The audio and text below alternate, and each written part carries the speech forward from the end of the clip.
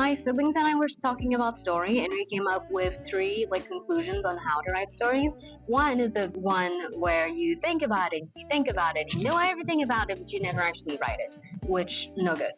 Two is the one where you do all of the research up front for the story, and you research, you know about the story, and you research as much as possible, and once you have all of the information you need, then you write about it.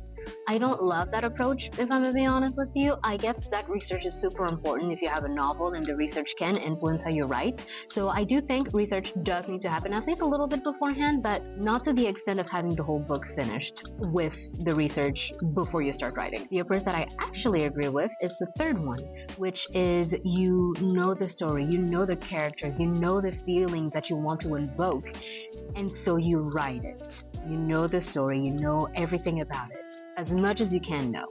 So you write it. And then once you finish writing, once it's actually there, then you start doing the research, or you continue rather doing the research to highlight and amplify everything that's already written and done. You already have the story, and now you just make it better with research. That is the conclusion that I prefer, and the conclusion that I think would lead to actual writing being done. If you only focus on the research, you might just be procrastinating and the writing will never happen.